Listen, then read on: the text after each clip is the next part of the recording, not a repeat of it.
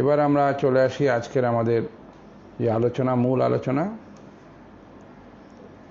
সেখানে প্রথম আমরা আগের দিন যেসব ওষুধগুলি বলেছিলাম সেগুলি থেকে আমরা বেরিয়ে এসেছি। বেশিরভাগ আমরা বলেছিলাম যে পলিক্রেস্ট ওষুধ, তার মধ্যে কয়েকটি পলিক্রেস্ট ডিফেক্টিং ওষুধ আমরা বলা হয়েছে আমাদের। আজ আমরা যে ওষুধগুলি বলবো মূলত ডিফেক্টিং অ্যান্টিমায়াজমেটিক এবং পলিক্রেস্ট ওষুধ। কোভিড-19 সেকেন্ড ওয়েভে বা ফার্স্ট ওয়েভেও ব্যবহার হয়েছিল, এবার আরও বেশি করে ব্যবহার হয়েছে, সেই ওষুধগুলি নিয়ে আলোচনা করব। তো আমরা দেখেছি যারা অ্যান্টিমায়াজমেটিক ট্রিটমেন্টে ক্রনিক ডিজিজের জন্য চিকিৎসায় রয়েছেন আমাদের কাছে, আপনাদের সকলেরও অভিজ্ঞতা নিশ্চয়ই আমার মতনই হয়েছে। তারা লক্ষ্য করেছেন যারা সারা বছর ধরে আপনাদের কাছে নিয়মিত ওষুধ খান এবং সিঙ্গেল মেডিসিন অ্যান্টিমায়াজমেটিক ট্রিটমেন্টের মধ্যে আছেন, তাদের কোভিড অ্যাটাক খুব কম হয়েছে, বা যদি বা হয়ে থাকে তাদের প্রায় হসপিটালাইজেশনের দরকার হয়নি। তবে আমরা বলবো যারা অ্যান্টিমায়াজমেটিক ওষুধ নিচ্ছেন, ক্রনিক ওষুধ নিচ্ছেন, যেহেতু এপিডেমিক বা প্যান্ডেমিক ডিজিজ আনকন্ডিশনালি অলমোস্ট সকলকে কম বেশি আক্রমণ করে, যেই জন্যে এটার নাম প্যান্ডেমিক বা এপিডেমিক, সেই জন্যে তাদেরকেও, সেই সব পেশেন্টদেরকেও কিন্তু আপনার জেনাস এপিডেমিকাস বলে যেটা আমরা নির্ধারণ করেছি, যারা এই প্রোটোকল ফলো করতে চাইছেন তারা এই ওষুধ দিয়ে দেবেন যেরকমভাবে বলা আছে। এবং বিশেষ করে আমি অনুরোধ করে যেটা বলছি, আমাদের প্রোটোকলে যারা পার্টিসিপেন্ট রয়েছেন তারা হয়তো নিজেরা অনেকে ফর্ম ফিল আপ করতে পারছেন না, তো supervising doctor, it is your responsibility. কারণ আমাদের যে কাজটা আমরা করেছি, যে স্যাম্পল সাইজ, এটা এখনও 1000-এ পৌঁছয়নি। কমপক্ষে 1000 লোক যদি পার্টিসিপেট না করে, সেই স্যাম্পল সাইজটা সায়েন্টিফিক ভ্যালিডেট করা অনেক ডিফিকাল্ট হয়। করা যাবে না তা নয়, করা যাবে। তো ন্যাচারালি আমি বলবো আপনারা প্রতিদিন যে সমস্ত নতুন নতুন পার্টিসিপেন্ট ওষুধ খাচ্ছেন বা ওষুধ খাবেন, প্রতিদিন আপনারা তাদের হয়ে একটু করে দিন। আবার যে কথা আমরা বলছিলাম, তাহলে ক্রনিক পেশেন্ট যারা অ্যান্টিমায়াজমেটিক ট্রিটমেন্ট নিচ্ছিলেন তাদের বেশিরভাগ কোভিড অ্যাটাক হয়নি আমরা দেখেছি, বা 2-1 হলেও হসপিটালাইজড হতে হয়নি। সেই জন্যে আমরা তাদেরকে ক্রনিক ওষুধ দিয়েছি বলে জেনাস এপিডেমিকাস দেবো না তা কিন্তু নয়, তাদের আমরা জেনাস এপিডেমিকাস দেবো, যেরকম আমরা ডোজ ফিক্স করেছি সেরকম দেব। যদি সেন্টিসিমাল ওষুধ কারোর চলে, তারা এই গ্যাপেই আমরা তাদেরকে দিচ্ছি। এবং যেহেতু এই জেনাস এপিডেমিকাস ওষুধটি কোনো ল অফ সিমিলি অ্যামিলে তার অসুস্থতার সঙ্গে মিল করে দেওয়া হচ্ছে না, সেই জন্য এখানে খুব ডিস্টারবেন্স হওয়ার কথা নয়। আর যারা কনস্ট্যান্ট ট্রিটমেন্টের মধ্যে রয়েছেন তারা যখন এই বা প্রোটোকলে ব্রায়োনিয়া খাচ্ছেন, আবার নির্দিষ্ট গ্যাপে যখন তারা তাদের নিজের ওষুধটি খাবেন, তাতেও ব্রায়োনিয়ার কোনো ডিস্টারবেন্স হবে না। কেন কি, ব্রায়োনিয়া যে শরীরের মধ্যে একটা হারমোনি তৈরি করবার চেষ্টা করছে এগেনস্ট কোভিড, সেটাকেই তার কনস্টিটিউশন যেহেতু ব্যালেন্স হয়ে যাবে কনস্টিটিউশনাল অ্যান্টিমায়াজমেটিক ওষুধ খেয়ে, সেটাকেই বুস্ট আপ করবে এবং এগিয়ে দেবে। আজ আমরা প্রথম যে ওষুধটা নিয়ে আলোচনা করব সেটা হলো সালফার। একটা জিনিস বলে নেওয়া দরকার, এই কোভিড-19 নিয়ে কাজ করতে করতে যেটা আমি অবজার্ভ করলাম, গত বছরও খানিকটা করেছিলাম, এবছরও আরও বেশি করে দেখলাম, যে কোভিড-19কে যেরকম বলা হচ্ছে একটা ভাইরাল ডিজিজ, কোভিড-19কে একই সঙ্গে পাশাপাশি আমরা বলতে পারবো অংশত এটা লাইফস্টাইল রিলেটেড ডিজিজ। কেন আমরা লক্ষ্য করে দেখেছি অন্যান্য এপিডেমিকে আজ থেকে 100 বছর আগে যেসব এপিডেমিক হয়েছিল, বা আমরা বাংলা সাহিত্যে যেরকম পড়েছিলাম কলেরা ইত্যাদি, সেখানে কিন্তু এপিডেমিক ডিজিজে যারা অস্বাস্থ্যকর পরিবেশে থাকতেন, যাদের ম্যালনিউট্রিশন ছিল, যারা গরিব দরিদ্র মানুষ, লোয়ার সোশিও ইকোনমিক স্ট্যাটাসে, তারাই সবচেয়ে বেশি আক্রান্ত হয়েছিলেন। কিন্তু কোভিড-19-এর ক্ষেত্রে দেখা গেল বিশেষ করে যত পৃথিবীর সভ্য দেশ, যাদের ইনফ্রাস্ট্রাকচার ভালো, চিকিৎসা পরিষেবা ভালো, যারা স্বাস্থ্যবিধি মেনে চলতে চান, সুবিধে আছে, সেই সমস্ত দেশের মানুষ সবচেয়ে বেশি আক্রান্ত হলেন প্রথম। আমাদের দেশেও আমরা লক্ষ্য করে দেখব, আমাদের ভারতবর্ষে যে 4টি মেট্রোপলিটন সিটিতে সবচেয়ে বেশি ধনী লোকেরা থাকেন এবং যেখানে খুব মানুষের বসবাসের ঘনত্বও খুব বেশি, অপেক্ষাকৃত উচ্চ মধ্যবিত্ত উচ্চবিত্ত মানুষের যেখানে বাস, সেরকম বোম্বে, দিল্লি, কলকাতা এবং চেন্নাই, মোস্টলি এই 4টি জায়গা, তার সঙ্গে ব্যাঙ্গালোর যুক্ত হয়েছে, কেরলও যুক্ত হয়েছে, কেরল রাজ্য জুড়েই যুক্ত হয়েছে। তো এই যে ঘটনাটি আমরা লক্ষ্য করলাম, করতে গিয়ে আমরা যখন কাজ করছিলাম, ওষুধ দিচ্ছিলাম, তখনও আমরা দেখলাম যে প্রত্যেক যে সোশিও ইকোনমিক পার্সপেক্টিভ, তার সঙ্গে একটা মিলিয়ে মানুষের ওষুধ, তার মর্টালিটি, মরবিডিটি আমরা কিন্তু লক্ষ্য করছি। বিশেষ করে আমাদের সেকেন্ড ওয়েভে আমরা দেখেছি কলকাতাতে অনেক অল্প বয়সের ছেলে মেয়ে মারা গেছে, যাদের বয়স 35 থেকে 45-এর মধ্যে। বেশিরভাগ ক্ষেত্রে লক্ষ্য করে দেখা গেল এরা সব ওয়ার্কিং পিপল, চাকরি করে বেশিরভাগ। যারা বাড়ি বসে থাকে বা অন্যান্য কাজকর্ম করেন, বাড়ির কাজকর্ম করেন, তাদের তুলনায় যারা কোনো না কোনো কর্মরত জীবনযাপন করছেন, তো এই কর্মরত জীবনযাপন করতে গিয়ে এদের যে সকলকে অফিসে যেতে হয়েছে, রাস্তাঘাটে যেতে হয়েছে, তাই বলে তাদের সংক্রমণ হয়েছে তা কিন্তু নয়। অনেকে বাড়িতেও ছিলেন, তা সত্ত্বেও সংক্রমণ হয়েছে। এখানে আমরা লক্ষ্য করে দেখলাম বিশেষ করে যারা খুব ওবেস, বয়সের তুলনায় যাদের ওজন বেশি, যারা শরীরচর্চা একদম করেন না, যারা প্রচুর পরিমাণে ফাস্ট ফুড খান, এটা হলো একটা লাইফস্টাইলের পার্ট আমি বললাম। আর পাশাপাশি যে তাদের যে অকুপেশনাল হ্যাজার্ড, অকুপেশনের চাপ যার যেরকম, সেরকমভাবে তাদের সিমটম ম্যানিফেস্ট করছে।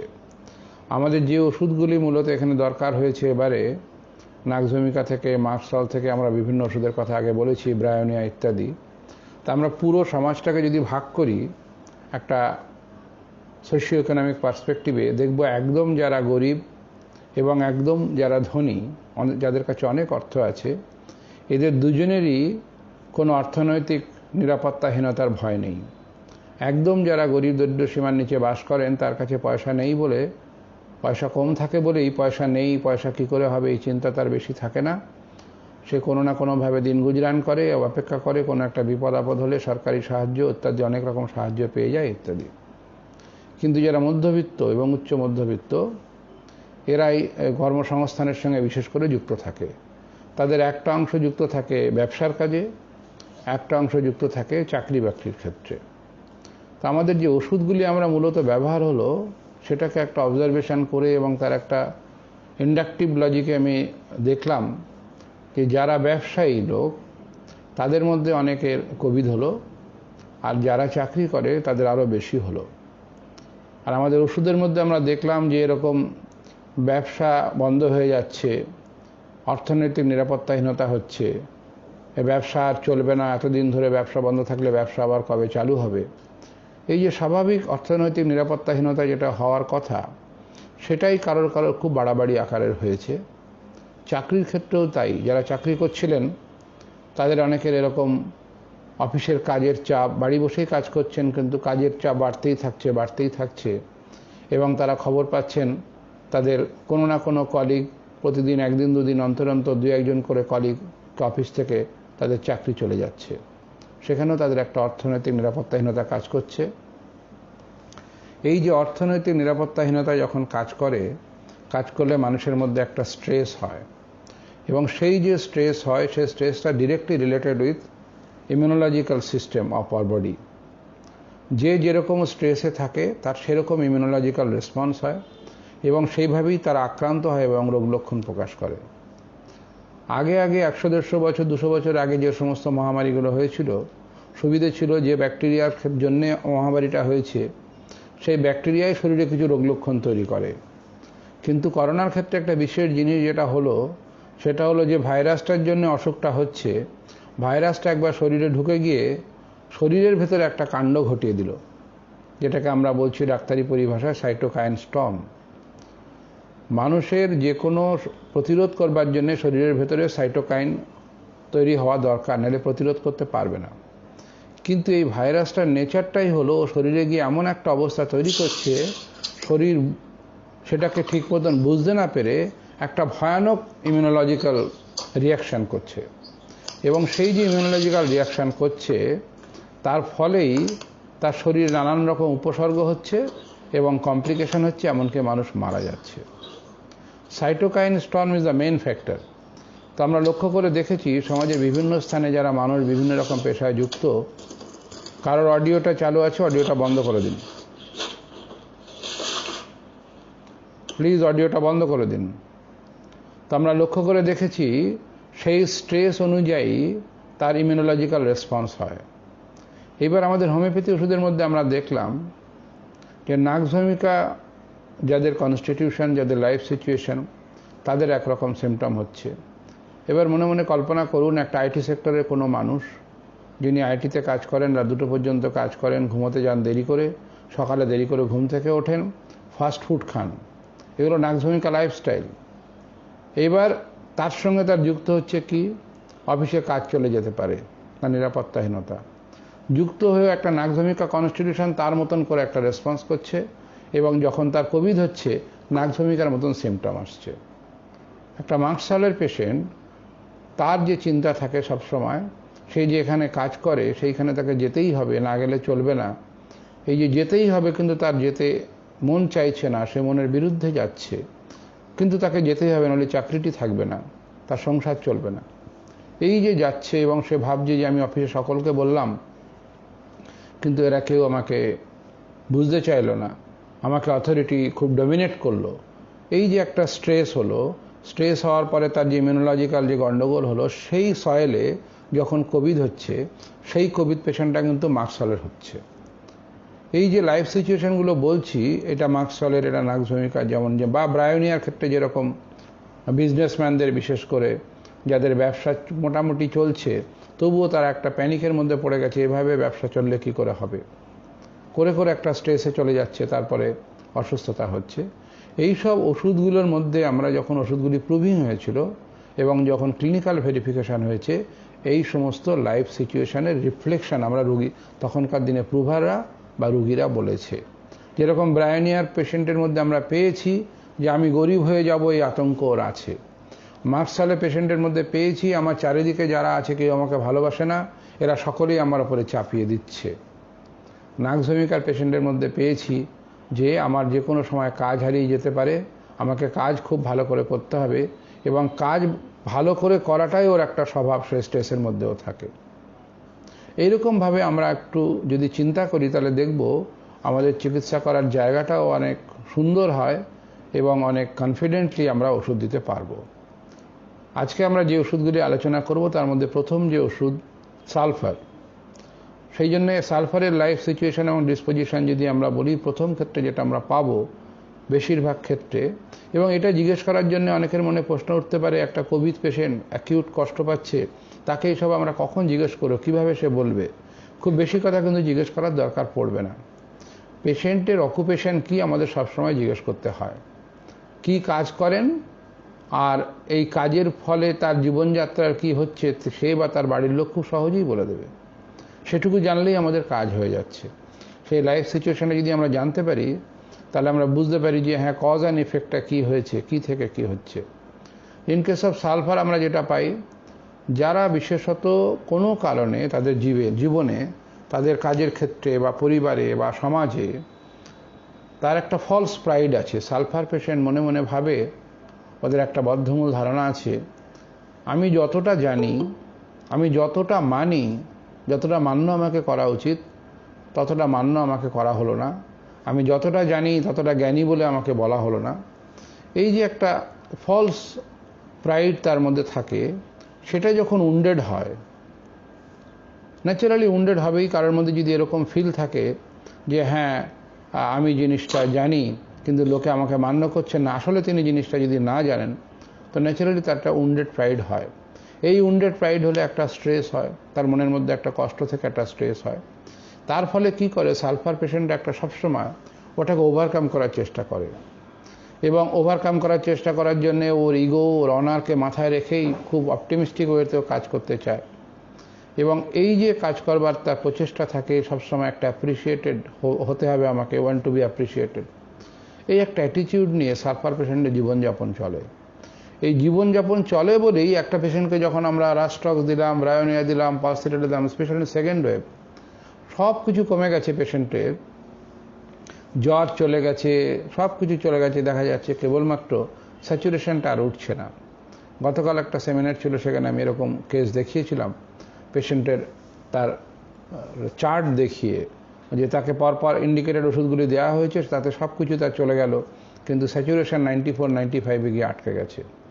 আমরা কিন্তু তখন পেশেন্টের যখন সালফার দিচ্ছি তখন একটু তার সম্বন্ধে জানবার সুযোগ অবকাশ তৈরি হয়ে যায়, কারণ পেশেন্ট আদারওয়াইজ গুড, তাকে কথা বলাও যাচ্ছে। তো সেই ক্ষেত্রে আমরা পেশেন্টকে সালফার দিতে পারি। এবং এই যে আমি বলছিলাম একটু আগে যে সালফার পেশেন্টের মধ্যে একটা ফলস প্রাইড আছে, একটা তার নিজের সম্বন্ধে নিজে ধারণা করে একটা খুব আনন্দিত থাকে, একটা খুব খুশি ভাব যে হ্যাঁ এটা আমি এরকম, তার জন্য কিছু ফুলির বিহেভিয়ারও সে করে। আমরা যদি রেপার্টরি দেখব যে ফুলির বিহেভিয়ার, হ্যাপিনেস, প্রাইড বলে একটা রুব্রিক্স রয়েছে, আমরা যদি খুঁজে পাবো মাইন্ডে, সেখানে দেখব সালফার একটাই ওষুধ এবং ফার্স্ট গ্রেড। তো এরকম ফুলির বিহেভিয়ার, হ্যাপিনেস, প্রাইড, এই যে ব্যাকগ্রাউন্ড, তার সঙ্গে সোরামায়াজমের যে ব্যাকগ্রাউন্ড, তার যখন কোভিড হয়, তাকে যখন আমরা নাক্সভমিকা দিই, তাকে যখন আমরা ব্রায়োনিয়া দিই, সে ভালো হতে হতে কিন্তু আর ভালো হতে পারে না। কারণ হানিম্যান ক্রনিক ডিজিজে খুব পরিষ্কার করে লিখেছেন, এবং হানিম্যান যেখানে লেসার রাইটিংয়ে তার স্কারলেট ফিভার সম্বন্ধে লিখছেন সেখানেও লিখেছেন, আবার ইন্টারমিটেন্ট ফিভার যেখানে অর্গানন সেখানেও লিখছেন যে এই সব ক্ষেত্রে এপিডেমিক ডিজিজ কিন্তু সোরার সঙ্গে বন্ডিং করে নেয়। ওই যে বন্ডিংটা করে নেয়, আপৎকালীন সিমটম তৈরি হয়, ওষুধ লাগে, কিন্তু ওই বন্ডিং প্রথমেই করেছে, তারপরে আলটিমেটলি যখন সেই বন্ডিং ধরে যে চলতে চায়, তখনই কিন্তু আমাদেরকে শেষ পর্যন্ত চিকিৎসা কনক্লুড করার জন্যে যতক্ষণ পর্যন্ত আমরা সেই ডিপ অ্যাক্টিং অ্যান্টিমায়াজমেটিক ওষুধটা না দিই, সেই পেশেন্টগুলি ভালো হচ্ছে না। সেকেন্ড ওয়েভের ক্ষেত্রে এটা খুব গুরুত্বপূর্ণ, কেন আমি এই জন্য বলছি, আমরা ফার্স্ট ওয়েভে দেখেছি 3 দিন 4 দিনের মধ্যে ব্রায়োনিয়া, রাস্টক্স, পালসেলিরা, নাক্সভমিকা, জেলসিমিয়াম, যার যেরকম ওষুধ লেগেছে, 4-5 দিনের মধ্যে বেশিরভাগ পেশেন্ট ভালো হয়ে গেছিল।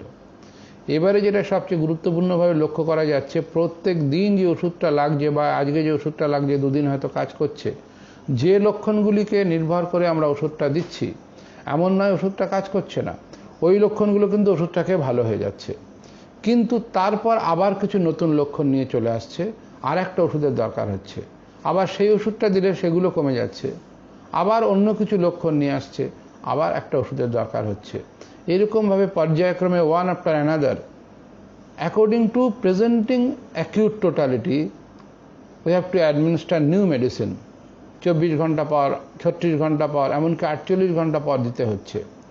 এইভাবে যে বারবার ওষুধ দিতে হচ্ছে, এটাকে হানিম্যান ক্রনিক ডিজিজে বলেছেন কিওর ইন জিগজ্যাগ ওয়ে।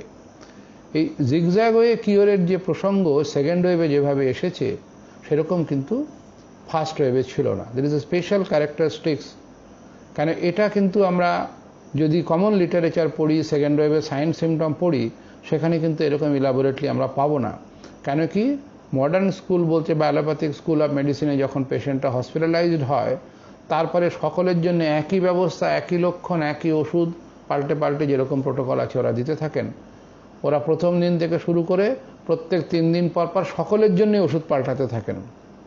সেটা অসুখের যেরকম যেরকম বৃদ্ধি হয় তার পরীক্ষা নিরীক্ষা করেন আর ওরা দিতে থাকেন। সেটা একটা ওষুধ ফেল করে আর একটা ওষুধ দিতে থাকেন, এভাবে দিতে থাকেন, অসুখ কমপ্লিকেটেড হতে থাকে। আমাদের হোমিওপ্যাথিতে কিন্তু সেটা হচ্ছে না, অসুখ কমপ্লিকেটেড হচ্ছে না, অসুখটা আগে যেরকম 2 বা 3টে ওষুধ দিলে ভালো হয়ে যাচ্ছিল 4-5 দিনের মধ্যে, ভালো হচ্ছে না। জ্বর চলে গেল তো কাশিটা লেগে গেল, কাশি চলে গেল তো পায়খানা শুরু হলো, পায়খানা কমে গেল তো স্কিন র্যাশ বেরিয়ে পড়লো, স্কিন র্যাশ চলে গেল তো আর একটা অন্য উপসর্গ হলো, তখন নাকে গন্ধ পাচ্ছে না, খুব বমি বমি পাচ্ছে। এইরকমভাবে একটার পর একটা আমাদের ছোট ছোট ওষুধ দিতে হয়েছে। সেরকম কোনো কোনো পেশেন্ট 8 দিন 10 দিন, তার মধ্যে 4-5টা ওষুধ লেগে গেছে। এদের ক্ষেত্রে কিন্তু বেশিরভাগ ক্ষেত্রে কি হচ্ছে, লাস্টলি আমাদের যে ওষুধটা দরকার হচ্ছে কোনো একটা ডিপ অ্যাক্টিং অ্যান্টিমায়াজমেটিক ওষুধ। অনেকে আমাকে প্রশ্ন করছিলেন, আজ সকালে আমার একজন সিনিয়র ডাক্তারের সঙ্গে কথা হচ্ছিল অন্য স্টেটের, উনি আমাকে জানতে চাইছিলেন, কালকের উনি সেমিনারটা ব্যাপারে খবর পেয়েছেন এবং খুব আগ্রহ প্রকাশ করলেন, তো জানতে চাইছিলেন যে পোস্ট কোভিড যে কাফ, সেই কাফে আমরা কি ওষুধ দিচ্ছি। তা আমি যেটা ওনাকে শেয়ার করলাম সেটা হলো, অলমোস্ট যতগুলি পেশেন্ট চিকিৎসা করার সুযোগ আমার হয়েছে, তাদের কিন্তু সেই অর্থে পোস্ট কোভিড কাফ কারোর হয়নি। বরং আমি বলবো যারা অ্যালোপ্যাথিক স্কুল অফ মেডিসিনের ট্রিটমেন্টের আওতায় ছিলেন, যারা হসপিটালাইজ ছিলেন, তারা বাড়ি চলে আসার পর তাদের জ্বর সারছে না, কাশি সারছে না, এরকম অনেক রুগী দেখতে হলো। কিন্তু আমাদের যদি ঠিক ধাপে ধাপে ধাপে ধাপে আমরা ওষুধগুলি দিয়ে বেরিয়ে যাই, পোস্ট কোভিড কমপ্লিকেশন বলতে যে জিনিসটা বা যে সিন্ড্রোম, সেরকম কিন্তু উল্লেখযোগ্যভাবে খুব হচ্ছে না। 2-1 জনের দুর্বলতা হচ্ছে আর 2-1 জনের ঘুমের অসুবিধা হচ্ছে। কিন্তু বাকি যে সমস্ত গ্রস যে সিমটমগুলি বলা হচ্ছে পোস্ট কোভিডের, অনেক দিন ধরে চলবে, 2 মাস 3 মাস ধরে দুর্বলতা চলবে, তো 1 মাস লাগবে খিদে হতে, আমাদের ওষুধ খেলে কিন্তু সেই সব অসুবিধা হচ্ছে না। তো ন্যাচারালি আমাদের সালফার দেওয়ার ক্ষেত্রে আমি একটা লাইফ সিচুয়েশনের কথা বললাম। এরপরে যেটা আমরা সালফারের যে কথাগুলি মনে রেখে সালফার দেব সেটা হলো, first, when apparently well indicated remedy acted but not mitigated well। ওষুধগুলো কাজ করেনি তা না, কাজ করেছে, একটা লেভেল পর্যন্ত করে ছেড়ে দিয়েছে, অন্য ওষুধ লেগেছে সেখানে। সালফারের সাধারণত জ্বর আসে সন্ধেবেলায়, এবং সালফারের যে জ্বর আসে সেই জ্বরটা যখন আসে ভেতরে ভেতরে শীত লাগে, কিন্তু শীতবোধ রয়েছে, কিন্তু হাতে পায়ে জ্বালা, হাত পাটা গরম বোধ নয়, কিন্তু একটা ভেতর থেকে মনে হচ্ছে জ্বালা করছে। এদিকে ইন্টারনাল চিলিনেস আছে, আর তার সঙ্গে হাতে পায়ে জ্বালা। এমনকি অনেক সময় সালফার পেশেন্টের খুব অল্প সময়ের মধ্যে যখন টেম্পারেচার শ্যুট করে যায়, আধ ঘন্টা 1 ঘন্টার মধ্যে অনেকটা টেম্পারেচার বেড়ে যায়, আমরা দেখব সেই সব পেশেন্টদের পায়ে যদি আমরা এরকম হাত দিই, টাচ করি, দেখব পাটা শরীরের থেকে অপেক্ষাকৃত ঠান্ডা হয়ে গেছে। কিন্তু পেশেন্টকে জিজ্ঞেস করলে বলবে, ডাক্তারবাবু আপনি বলছেন পা ঠান্ডা, আমিও দেখতে পাচ্ছি ঠান্ডা, কিন্তু আমার পায়ের ভেতরে কিন্তু জ্বালা করছে। আর একটা ইম্পর্টেন্ট সিমটম সালফারের আমরা পাই, আমরা শুরুতে যে পেশেন্টকে ব্রায়োনিয়া দিয়েছি, বিটার টেস্ট ইন মাউথ ছিল, ওষুধ খেয়ে ব্রায়োনিয়ার অন্যান্য উপসর্গ কমেছে আর মুখে তিতভাবও কমেছে, কিন্তু পুরো যায়নি, ওসব খাবার তিতো লাগছিল। এরপরে কোনো একটা সময় তার পালসিটেলা দেওয়ার দরকার হয়েছে, তখনও মুখ তিতো ছিল। এই করে করে যখন সালফার স্টেজে চলে আসে, তখন পেশেন্টকে যে জিজ্ঞেস করে, আপনার যে প্রথম দিকে মুখটা তিতো বলতেন, কোনো খাবার খেতে পারতেন না, এখন মুখের স্বাদ কেমন? সালফার পেশেন্ট কিন্তু বলবে, ডাক্তারবাবু মুখ আমার আগের মতন তিতো আছে, কিন্তু একটা পার্থক্য হয়েছে, আগে সব খাবার খেতাম, খাবারও তিতো লাগতো, এখন কিন্তু খাবার আমার তিতো লাগে না। যখন খাবার খাই, খাবারের কিন্তু আমি স্বাভাবিক স্বাদ পাচ্ছি, কিন্তু মুখের ভেতরটা তেতো হয়ে আছে। এই যে একটা সিমটমের যে চেঞ্জ, ট্রান্সফরমেশন হচ্ছে, এবং সেটাকে খুব মাইনুটলি যদি আমরা না লক্ষ্য করি, না জিজ্ঞেস করি, তাহলে কিন্তু ওই অন্য ওষুধ ফেল করেছে বলে সালফার দিয়ে দিলাম, ওরকম করে কিন্তু সালফার কাজ করবে না। আর একটা যেটা থাকে, সালফার পেশেন্টের যদি জ্বর আসে, জ্বরের যে প্যারাক্সিজমটা যখন চলে যায়, তারপরে পেশেন্ট খুব দুর্বলতা বোধ করে। বিশেষ করে ও যখন ঘুম থেকে ওঠে, যখন গা দিয়ে ঘাম ছুটে গেল, ঘাম হয়ে যাওয়ার পর পেশেন্ট খুব দুর্বলতা বোধ করে। আর একটা যেটা হলো, হাত ধুতে চায় না, বলে হাতে জল লাগলে শীত লাগছে, চোখে মুখে জল দিতে চায় না, শীত লাগছে, আর স্নান করা তো অনেক দূরস্থ, স্নান করতে চায় না। এছাড়া সালফারের অন্যান্য পার্টিকুলার সিমটম, যেটা হিট, চিল, সোয়েট স্টেজ, এগুলি ইলাবোরেটলি সমস্ত মেটিমেডিকাতে আছে।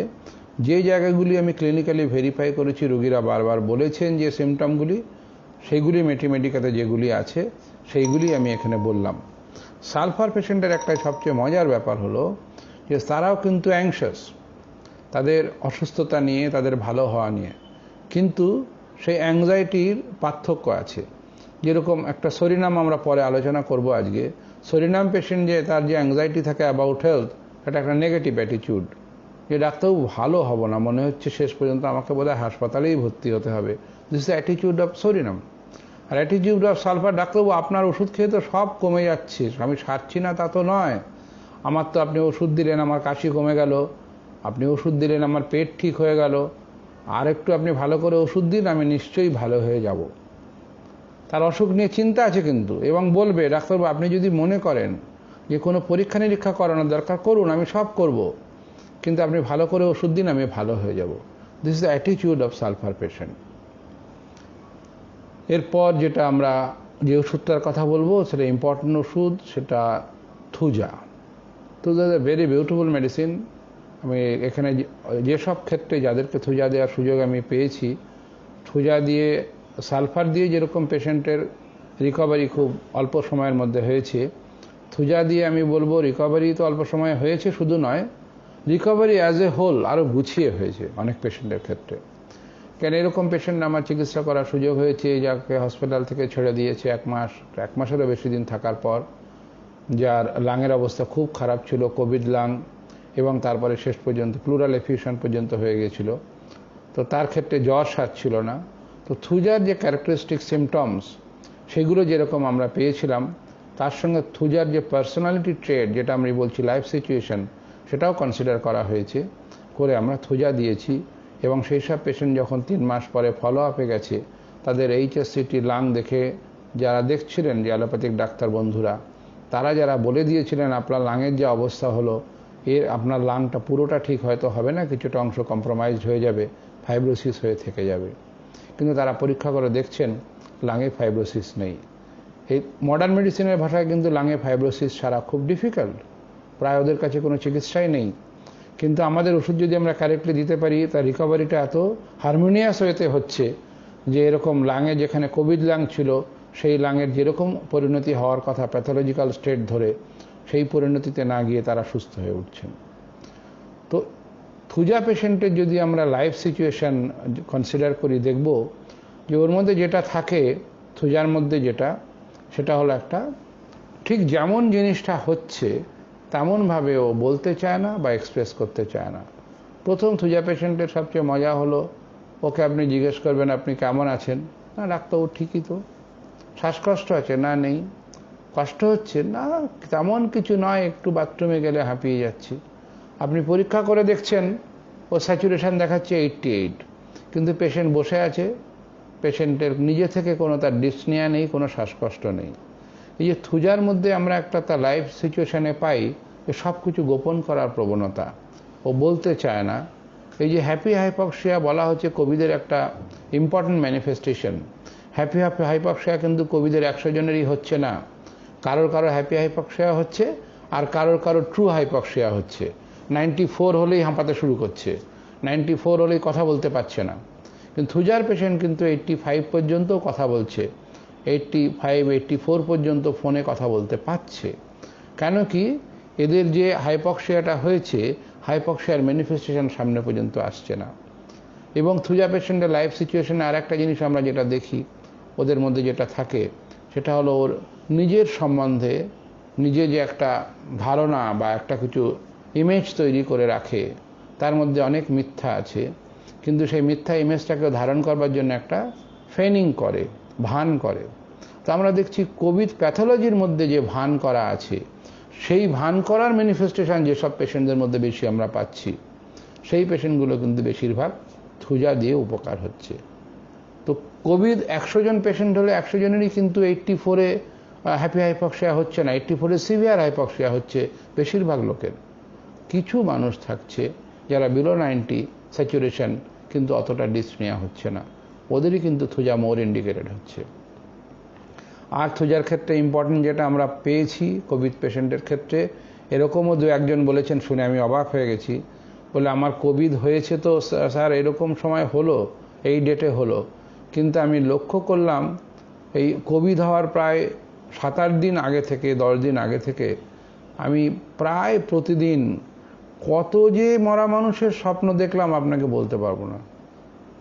কবে মারা গেছে, সে আমাদের পাড়ার লোক, আজ থেকে আমি 40 বছর আগে যাদেরকে ছেড়ে চলে এসেছি, সেই পাড়ায় যাই না, সেই গ্রামে যাই না, সেইখানকার সব মৃত মানুষ, তাদেরকে দেখছি। এইরকম মৃত মানুষের স্বপ্ন দেখেছে অসুখ হওয়ার আগে। অসুখ হওয়া অবস্থায় নানান রকম চিকিৎসা করেছে, এবার অসুখ তথাকথিতভাবে বলছে যে এটা কোভিড নর্মাল হয়ে গেছে, কিন্তু পেশেন্টের কাশি যাচ্ছে না, দুর্বলতা যাচ্ছে না, বিশেষ করে ঘুম, কিছুতেই ঘুম আসতে চাইছে না। সেই পেশেন্টকে আবার যখন জিজ্ঞেস করেছে, আবার কেউ কেউ বলছে যে ঘুম আসে না, যদি বা একটু হালকা হালকা ঘুম আসে, ঘুমের মধ্যে আমি দেখছি অনেক ডেড বডি, যেরকম আমি টিভিতে দেখেছিলাম না নদীর মধ্যে ভেসে যাচ্ছে, ওই সব দেখছি। যেরকম আমি টিভিতে দেখেছিলাম যেরকম লাইন দিয়ে সব মরা পড়িয়ে দিচ্ছে, সেই সব দেখছি। আবার কখনো কখনো অনেক দিন আগে মারা গেছেন আমার বাবা, অনেক দিন আগে আমার মারা গেছেন ঠাকুমা, তারা আসছেন, তাদের সঙ্গে কথা বলছি। এই যে একটা মানসিক অবস্থান থুজার পেশেন্টের, সেই মানসিক অবস্থানকে রিলেট করে ফিজিক্যাল সিমটম আমরা থুজার পেশেন্টের মধ্যে পেয়ে যাচ্ছি। এমনকি যে প্যাথোলজিক্যাল স্টেট কোভিডের, নর্মাল প্যাথোলজিক্যাল স্টেট, তার মধ্যে যে সাইকোটিক ম্যানিফেস্টেশন রয়েছে, সেটাও কিন্তু আমরা থুজার পেশেন্টের মধ্যে পাচ্ছি। থুজা পেশেন্টে যদি পার্টিকুলার সিমটম আমরা দেখি যে কোনগুলো ধরে আমরা বেশি করে থুজাতে যেতে চাই, থুজা পেশেন্টের paroxysm of fever is very important. এখানে একটা খুব কনফিউশনের জায়গা আছে। থুজা পেশেন্ট সাধারণত জ্বরের ক্ষেত্রে আমরা লক্ষ্য করে দেখেছি দিনের বেলাটা জ্বর কম থাকে। সন্ধে যখন হয় তারপর থেকে ধীরে ধীরে একটু একটু জ্বর সন্ধে 7টার পর থেকে বাড়তে থাকে এবং প্রায় রাত 3টে পর্যন্ত 4টে পর্যন্ত জ্বরটা চলে। এরকম যখন কোনো পেশেন্ট আমাদেরকে বলে, আমরা জেনারেলাইজড করে মনে করি যে এই পেশেন্টটার নাইট অ্যাগ্রাভেশন বা নাইট প্যারাক্সিজম অফ ফিভার হচ্ছে। তো ভেবে আমরা ভাবি যে ঠিক আছে, এটা বোধহয় মার্কসাল হতে পারে। তো আমরা তাকে তখন অল্প সময়ের জন্যে ওইটাই কনসিডার করে আর কিছু জিজ্ঞেস না করে আমরা তাকে মার্কসাল দিয়ে দিই।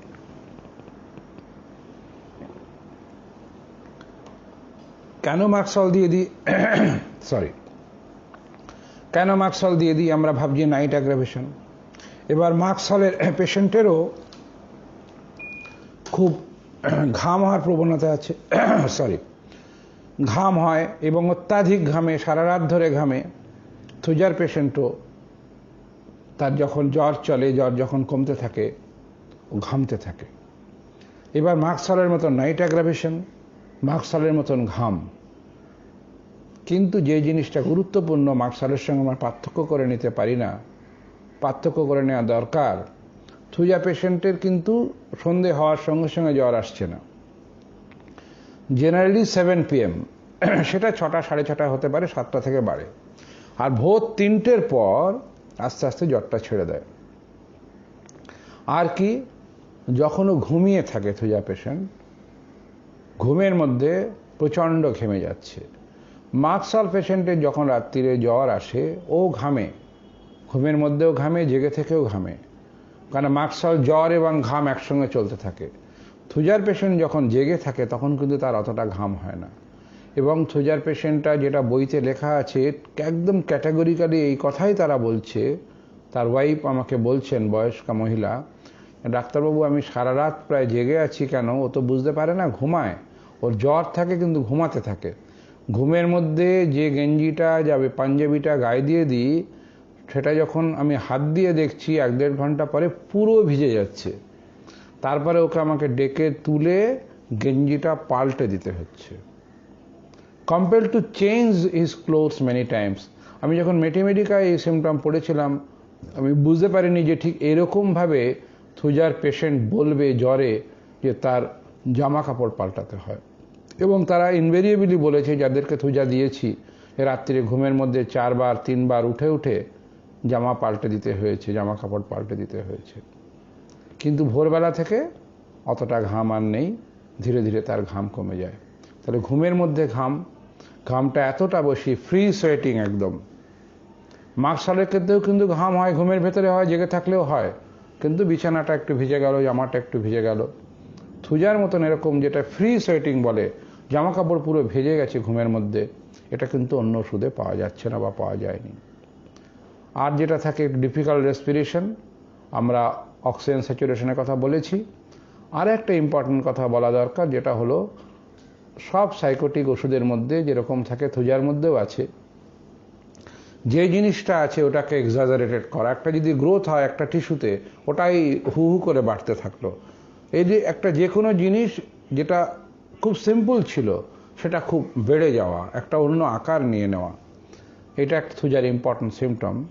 তো আমরা দেখব যে এই থুজা পেশেন্ট যাদেরকে আমরা থুজা দিচ্ছি, বেশিরভাগ ক্ষেত্রে কিন্তু তাদের, বিশেষ করে যারা অ্যালোপ্যাথিক স্কুল অফ মেডিসিন থেকে ফিরে এসছে, তাদের রোগ ভোগ কাল অনেক বেশি, কারণ তাদের সাইটোকাইন স্টর্ম অনেক বেশি হয়েছে।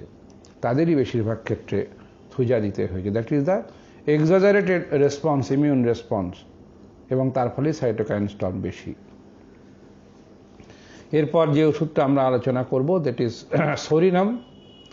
সরিনামের কথা আমি সালফার বলার সময় একটু বলেছিলাম, অল্প শুরু করেছিলাম, আগেও অন্যদিনও একটু একটু করে বলেছি। সরিনামের লাইফ সিচুয়েশনের মধ্যে সবচেয়ে ইম্পর্টেন্ট যেটা, প্রথম থেকে শেষ পর্যন্ত, যেদিন থেকে তার কোভিড সিমটম শুরু হবে এবং শেষ পর্যন্ত, সব সময় তার মনে হচ্ছে যে এই চিকিৎসাটা ঠিক হচ্ছে না, আমার বোধহয় খারাপই আমি হয়ে যাব। কোনো সময় চিকিৎসা করে তার জ্বর কমে গেলেও তার মনের মধ্যে ফিল হচ্ছে জ্বর তো কমে গেছে, কিন্তু বলা তো যায় না। অনেকে তো আমি এরকম শুনেছি, জ্বর সেরে যাওয়ার পরেও হসপিটালে ভর্তি হতে হচ্ছে। সব সময় আমরা একটা বাংলায় কথা বলি, মনের ভেতরে কু ডাকে, খারাপ কিছু একটা মনে হচ্ছে। এই যে খারাপ কিছু মনে হওয়া রিগার্ডিং হেলথ, এই একটা স্ট্রং ডেসপেয়ার বা ডিসপন্ডেন্ট অ্যাটিটিউড আমরা সরিনাম পেশেন্টের মধ্যে পাই। যখন পেশেন্ট দেখতে দেখতে দেখতে সরিনাম স্টেজে চলে যাবে, সেই সরিনাম স্টেজের মধ্যে গেলে কিন্তু তার অন্যান্য ওষুধগুলি আমরা দিয়েছি, সেই ওষুধগুলো তাদের মতন কাজ করেছে, কিন্তু শেষ পর্যন্ত ভালো করতে পারেনি। তার মধ্যে একদল পেশেন্ট বলছে আমাদেরকে, ডাক্তার আপনার ওষুধগুলো দিয়েছেন, ওষুধগুলো গিয়ে কমেনি তা তো নয়, কমেছে, আপনি প্রেসক্রিপশনে লিখে দিচ্ছেন কেন, এসএস হসপিটালাইজেশন, আমি হাসপাতালে যাব না। আর সরিনাম বলছে, ডাক্তারবাবু আপনি ওষুধগুলো দিয়েছেন, কমছে না তা না, কমেছে, কিন্তু আমার তো ভালো লাগছে না। আপনি যদি সেরকম বোঝেন তাহলে সেরকম বলে দেখুন কি করতে হবে বলুন। কেন ওর মনের মধ্যে বলছে যে বোধহয় আমি ভালো হব না, বোধহয় আমি ভালো হব না। একটা নেগেটিভ একটা যে স্ট্রেচার, ওর মনের মধ্যে সবসময় একটা নেগেটিভ থটস, ডেসপন্ডেন্ট অ্যাটিটিউড থাকে, এবং ওর অসুখ ভালো হবে না, এমনকি আর কোনো দিন আমি কাজ করতে পারবো না, আমার আর আগের জীবনে ফিরে যাওয়া হবে না, এই ভাবতে ভাবতে ও ওটা ভাবতে থাকে। আগের জীবনে যদি আমি ফিরে না যাই, আমি হয়তো কোভিড ভালো হয়ে গেলাম, আমি পুরো সুস্থ হব না, তাহলে আমি আর কাজ করতে পারবো না, তাহলে আমি ইকোনমিক্যালি ইনসলভেন্ট হয়ে যাব।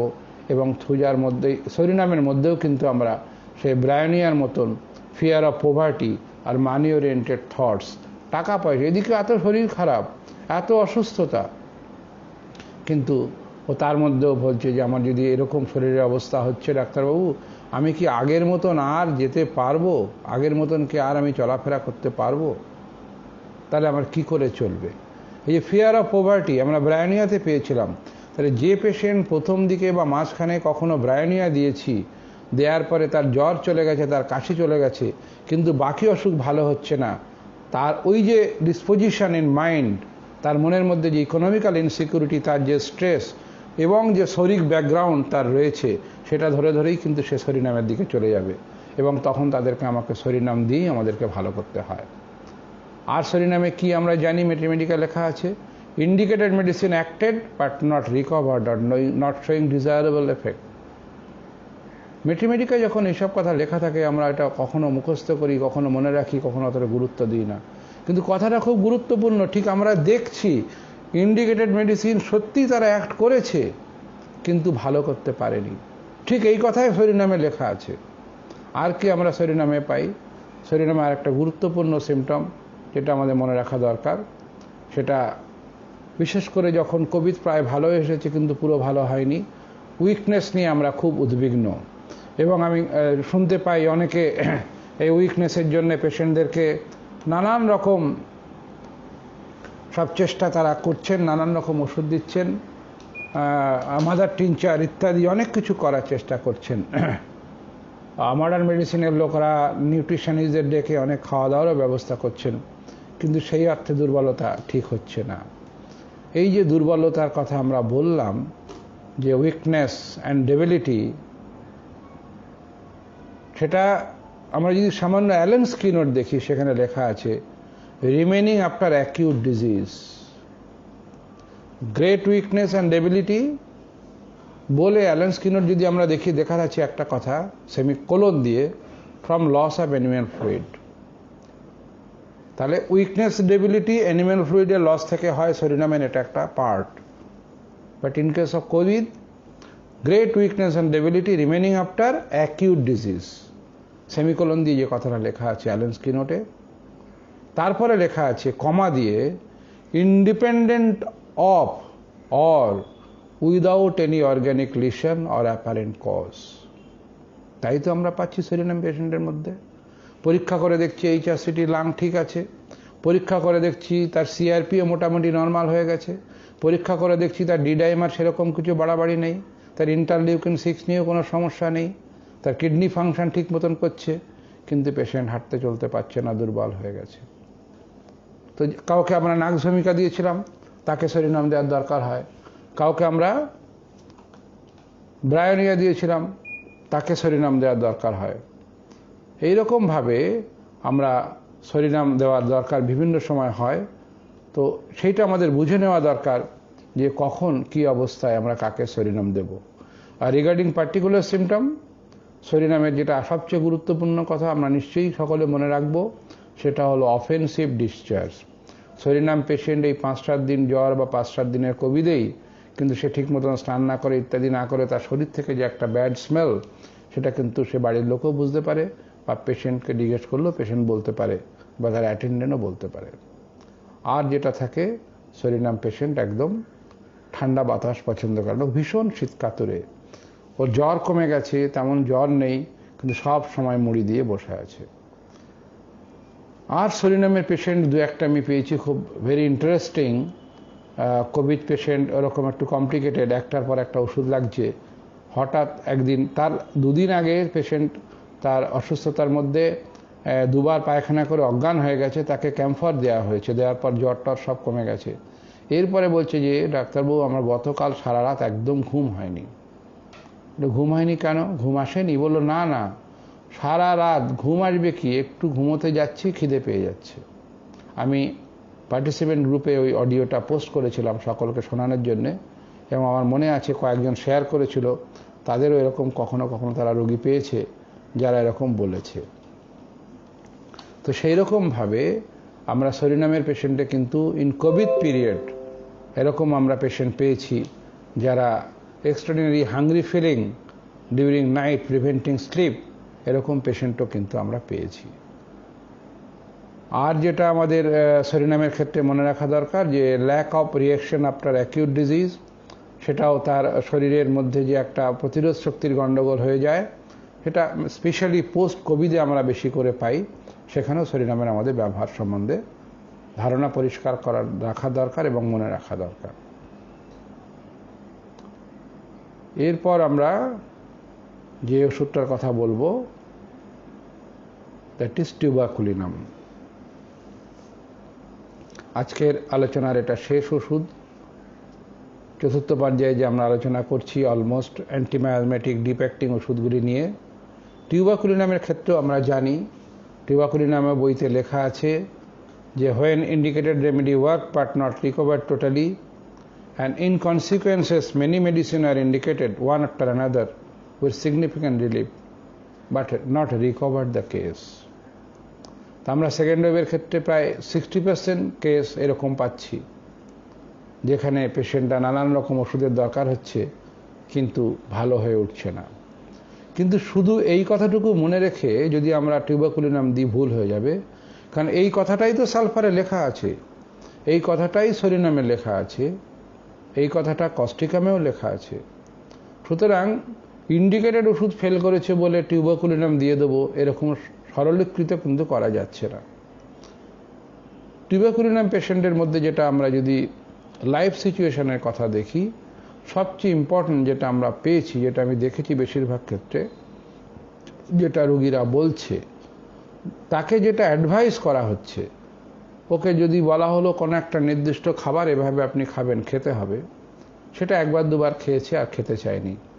বাড়ির লোকেদের যখন জিজ্ঞেস করেছি, বাড়ির লোকেরা তা আমার সামনেই অনলাইনে যখন দেখাচ্ছে, তখন তার বাবাকে তারা তিরস্কার করে বলছে, ডাক্তারবাবুকে তুমি নিজে বলো কেন খাওনি, আমরা তো ব্যবস্থা করে দিয়েছিলাম। এই যে কোনো একটা অ্যাডভাইস যখন তাকে দেওয়া হচ্ছে, সেটাকে ঠিক মতন মেনে চলবো বা মেনে চলবার আগ্রহ টিউবাকুলিনাম পেশেন্টের মধ্যে নেই। ওর ভেতরে একটা ডেসপারেট, একটা অবস্টিনেট অ্যাটিটিউড, এমনকি বয়স্ক রোগীদের মধ্যেও আমি পেয়েছি। আমি একটা নন টিউবাকুলার পেশেন্ট, 5-6 বছর আগে যার টিবি হয়েছে, যিনি অ্যান্টি টিউবাকুলার ড্রাগ পেয়েছিলেন, তার কোভিডের চিকিৎসা করলাম, এবং তাকে প্রত্যেক দিন যখন আমি অনলাইন ভিডিও কলে তার কোভিডের সিমটম জিজ্ঞেস করতাম, সেই জিজ্ঞেস করার আগে প্রত্যেক দিন আমাকে 3-4 মিনিট ওকে বকাবকি করতে হতো, কারণ যেগুলি ওকে বলেছি সেগুলি উনি শুনতে চাচ্ছেন না বলে। এমনকি ওকে যদি একটা রক্ত পরীক্ষা করার কথা বলছি, সেটাও উনি করবেন না। সেটা ওর ছেলেরাও জানে, না পরীক্ষা করলে ডাক্তারবাবু বকবেন। পরের দিন যখন কনসাল্ট করছি, যখন পরীক্ষা করা হয়নি, শেষ পর্যন্ত কিন্তু জানা যাচ্ছে উনি ডেলিভারেটলি না, করবো না, কি হয়েছে, আর একটা দিন দেখি না। এইভাবে টিউবাকুলিনাম পেশেন্টের মধ্যে আমরা অ্যাটিটিউড একটা পাই। আর টিউবাকুলিনাম পেশেন্টের মধ্যে যেটা রয়েছে চেঞ্জিবিলিটি, একটা basic instinct both in mental and physical plane. তো টিউবাকুলিনাম পেশেন্ট যাদেরকে শেষ পর্যন্ত টিউবাকুলিনাম আমাদের দেওয়ার দরকার হচ্ছে, তাদের কিন্তু খুব ফ্রিকুয়েন্ট সিমটম চেঞ্জ হয়ে যাচ্ছে। সকালবেলাতে পালসিডিলার মতো সিমটম দিয়ে সন্ধেবেলায় রাস্টক্সের সিমটম চলে আসছে, কিন্তু আমরা দিচ্ছি না, অপেক্ষা করছি, দেখছি, দেখা যাচ্ছে তারপরের দিন দরকার হয়ে পড়ছে। এই চেঞ্জিবিলিটি অফ দি সিমটম সেকেন্ড ওয়েভের একটা ক্যারেক্টারিস্টিক্স বটে, আমরা অনেক রোগীর মধ্যে পেয়েছি। বা টিউবারকুলিনাম ও আজকে যদি কাশি, তো তারপর দিন মাথা ব্যথা, তারপর দিন পেট ব্যথা। শুধু যে জল পিপাসা কম বেশি হয়েছে বা নাকের গন্ধ চলে গেছে, মাথা যন্ত্রণা কমে গিয়ে, এরকম নয়। এক এক দিন যখন এক একটা সিমটম বলছে, পার্টিকুলার এক একটা অর্গান ধরে নিতে চাইছে, এই যে কসমোপলিটান অ্যাটিটিউড আর changeability regarding the affection of different organ, সেটাও কিন্তু টিউবারকুলিনামের একটা খুব গুরুত্বপূর্ণ জায়গা। এবার টিউবারকুলিনাম পেশেন্টেরও কিন্তু শীত কাতর পেশেন্ট, ওর যখন শরীর খারাপ থাকে শীত লাগে। এইখানে একটা খুব গুরুত্বপূর্ণ জায়গা আমাদের মনে রাখতে হবে, যেরকম সরিনাম পেশেন্ট, তার শীত লাগে কিন্তু সে কোল্ড ওপেন এয়ার পছন্দ করে না। টিউবারকুলিনাম পেশেন্ট শীত কাতর, কিন্তু বলবে জানলাটা খুলে রাখো, যেরকম পালসিটিলা বলে জানলাটা খুলে রাখো। পালসিটিলা কিন্তু টিউবারকুলার ডায়াথিসিসের ওষুধ। আর টিউবারকুলিনামে ঘাম কীরকম হয়, সারা রাত শুয়ে আছে, ভোরের দিক থেকে রাত 3টে-4টে থেকে ঘাম শুরু হলো, যেটাকে আমরা বলি নাইট সোয়েট অফ টিউবারকুলোসিস। সেরকমই ওর ভোরের দিক থেকে ঘাম শুরু হলো এবং গায়ে একটু ভিজে ভিজে ঘাম, সারা গায়ে একটু ভিজে ভিজে আঠা আঠা ঘাম। আর তার সঙ্গে যেটা থাকে, খিদে একদম থাকে না, আর কাশিটা টিউবারকুলিনামের হার্ড ড্রাই হ্যাকিং কাপ, আর কখনো কখনো জ্বর, অল্প একটু জ্বর, সেটুকু আর যাচ্ছে না। ওইটুকু ডাক্তারবাবু আমি সব ভালো হয়ে গেছি, কিন্তু ওই আমার একটু যেন 99.2 এইটার এই জ্বরটুকু কিন্তু দিনের মধ্যে একবার ঠিক উঠছে। এইরকম টিউবারকুলিনামের আমরা পার্টিকুলার সিমটমে বেশিরভাগ ক্ষেত্রে টিউবারকুলিনাম দিয়েছি। কিন্তু টিউবারকুলিনাম দেওয়ার ক্ষেত্রে আমরা সবচেয়ে গুরুত্বপূর্ণ যেটা মনে রাখা দরকার, এটা খুব একটা সাধারণ বই, যে বই আমরা প্রতিদিন ব্যবহার করি, সেই বইতে লেখা আছে, কিন্তু অনেকে হয়তো আমরা খেয়াল করিনি। টিউবারকুলিনামের দুটি সাবধানবাণী বরিকের ম্যাথমেটিক্যাল রিলেশনশিপ লেখা আছে। টিউবারকুলিনাম যেখানে রিলেশনশিপ শেষ হচ্ছে, একদম তার লাস্ট পার্টে গিয়ে ডোজ বলে একটা হেডিং দিয়ে লেখা আছে। সেখানে দুটো ইম্পর্টেন্ট কোশ্চেন আছে, সে দুটোই আমি পড়ে শোনাই। আপনাদের সকলের কাছে বরিকের বই আছে, আপনারা দেখে নেবেন। এটা খেয়াল রাখা খুব দরকার। The use of tuberculinum in thysis pulmonalis demands attention to the following points. যদি কারো টিউবারকুলোসিসে কখনো আমরা টিউবারকুলিনাম দিতে চাই, সেখানে টিউবারকুলিনাম দেওয়ার ক্ষেত্রে কি বাধা নিষেধ বলা হচ্ছে in apparatic purely tubercular thysis results are marked provided the eliminative organs are in good order. বলছে যাদের টিউবারকুলোসিস হয়েছে, অ্যান্টিটিউবারকুলার ড্রাগ পেয়ে গেছে, স্টিল তাদের টিউবারকুলিনামের মতন সিমটম আসছে, যাদেরকে আমরা টিউবারকুলিনাম দিতে চাই, তাদের যদি সোয়েটিং কম হয়, তাদের যদি কিডনি ফাংশন ঠিকমতো না থাকে, তাদের এলিমিনেটিং অর্গান যদি ঠিকমতো না কাজ করে, তাকে টিউবারকুলিনাম দেওয়া যাবে না। তার থেকে আরও গুরুত্বপূর্ণ একটা কথা বলা হচ্ছে, next question, the first dose of tuberculinum in any difficult case is however the most weighty prescription. The remedy should not be given without a most careful cardiac examination. As the surgeon before the anesthetic, so must the physician know the heart before administering this drug. কিরকম সুন্দর করে বলা হচ্ছে, এবং বলছে কাদের জন্য, specially to children and seniles and to young seniles. তাহলে একেবারে ছোট বাচ্চা, বয়স্ক এবং তার ঠিক আগে, এই 40 থেকে অ্যাবাভ, এদের যখন আমরা টিউবারকুলিনাম দিতে যাব, খুব সাবধানী হয়ে দিতে হবে। কোভিড-19 ক্ষেত্রে বিপদটা কি? টিউবারকুলিনামের বিপদ আরও বেশি, কারণ আমরা জানি কোভিড-19 একটা মেইন কমপ্লিকেশন যেরকম লাং, আর এক দল পেশেন্ট কিন্তু কোভিড-19 সহজেই তাদের হার্টটা এফেক্টেড হয়ে যায়। সেখানে কার্ডিওমায়োপ্যাথি এবং নানান রকম তার ভেতরে যে হ্যামারেজ হয়ে নানান রকম যে কমপ্লিকেশন হওয়া, কোয়াগুলোপ্যাথি হয়ে যেসব কমপ্লিকেশন হওয়া, সে সমস্ত হতে পারে। তো এই যে কমপ্লিকেশন হার্টে হতে পারে কোভিড-19 পেশেন্টের, আমরা যাদের হোমিওপ্যাথি চিকিৎসা করতে করতে যদি কারোর সেই স্টেজে চলে গিয়ে থাকে, আমরা যদি ঠিক মতন ওষুধ দিয়ে না দিতে পারি, যদি কমপ্লিকেশন হয়ে যায়, কারোর যদি সামান্য হার্টে কিছু অসুবিধে থাকে, কিন্তু জ্বরটা যাচ্ছে না, কাশিটা টিউবারকুলিনামের কাশি আর কোভিড কাপের মধ্যে খুব একটা পার্থক্য নেই। ক্লাসিক্যাল কোভিড কাপ আর টিউবাকুলিনামের কাপ একই রকম শুনতে। তা আমরা যদি কাশি আর জ্বর যাচ্ছে না আর অন্য ওষুধ কাজ করেনি বলে টিউবাকুলিনাম দিয়ে দিই, তাহলে পেশেন্টকে যত না ভালো করবো তার থেকে বিপদের দিকে ঠেলে দেবো। টিউবাকুলিনাম ওষুধ সাধারণভাবে এই বাধা নিষেধ আছে ব্যবহার করার ক্ষেত্রে। তো এই যে বিধিনিষেধ রয়েছে, সেই বিধিনিষেধ আমাদের সবসময় মনে রাখা উচিত। স্পেশালি ইন কোভিড-19, টিউবাকুলিনাম দেওয়ার আগে in every case we should examine the heart. আমরা অ্যাটলিস্ট কোনো একটা ইকোকার্ডিওগ্রাফি তার করে নেব, বা কোনো একটা ফিজিশিয়ানের ওপিনিয়ন নিয়ে নেব, বা কোনো একটা পরীক্ষা করে দেখে নেব। এমনও অনেক পেশেন্ট আমি দেখেছি তারা মডার্ন মেডিসিনের ট্রিটমেন্ট পেয়েছেন, যাদের কোভিড লাং ছিল, তাদের লাঙে কম্পেনসেটরি ইফেক্ট হিসেবে ভেন্ট্রিকুলার হাইপারট্রফি হয়ে গেছে। তাকেও কিন্তু আমরা এই জ্বর সারছে না বলে যখন ছেড়ে দেয় এবং বলে দিয়েছে 2-3 মাস লাগবে আপনার জ্বর সারতে, তাকে কিন্তু আমরা জ্বর সারছে না, অন্য ওষুধ কাজ করছে না বলে যদি টিউবাকুলিনাম দিয়ে দিই বিপদের মধ্যে ফেলে দেবো। সেই অর্থে টিউবাকুলিনাম ওষুধটাকে কিন্তু এইভাবে কোনোভাবেই ব্যবহার করা আমাদের উচিত নয়। আমরা ব্যবহার করব, যেখানে প্রয়োজন হবে নিশ্চয়ই ব্যবহার করব, কিন্তু সাবধানী হয়ে ব্যবহার করব।